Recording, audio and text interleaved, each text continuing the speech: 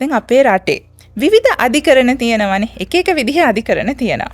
එතකොට දැන් මුලින්ම කෙනෙක් කන්ෆියුස් වෙන තැන තමයි ඇයි මේ විවිධාකාරයේ අධිකරණ තියෙන්නේ? ඔබතුමී කිව්වා වගේම විවිධ ප්‍රශ්න තියෙනවා විවිධ මිනිසුන්ට. එතකොට එක එක්කෙනාට තියෙන ප්‍රශ්න ඔක්කොම එක උසාවියකට ගියොත්, එක අධිකරණයකට ගියොත් මේ නඩු අහන්න වෙන්නේ නැහැ.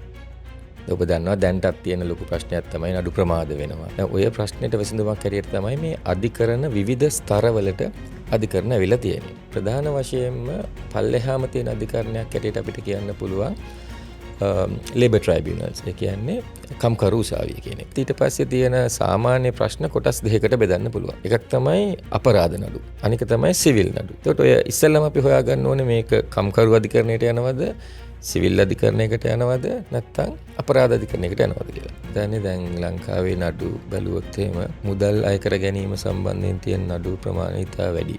මොකද මුදල් අය කර ගැනීම පෞද්ගලික පාර්ශවයන් අතර තියෙන නඩු වලට අමතරව විශාල වශයෙන් බැංකු වලින් පවරන නඩු තියෙනවා. ඒ කියන්නේ ණය ගෙවීම අතපසු කිරීම මත තියෙන නඩු තියෙනවා. ලීසින් සමාගම් වලින් පවරන නඩු විශාල ප්‍රමාණයක් තියෙනවා. ඒ ඇත්තටම සුළු හිමිකම් කාර්යපටිපාටියත් එක්ක සුළු හිමිකම් අධිකරණයත් ආවනම් මේකේ මූලිකම අරමුණ තමයි මේ අධිකරණ ක්‍රියාවලිය ඉක්මන් කිරීම. මේක සුළු හිමිකම් වලට වැටෙන්නේ රුපියල් මිලියන 2කට වඩා අඩු මුදල් අය කර ගැනීමේ නඩු.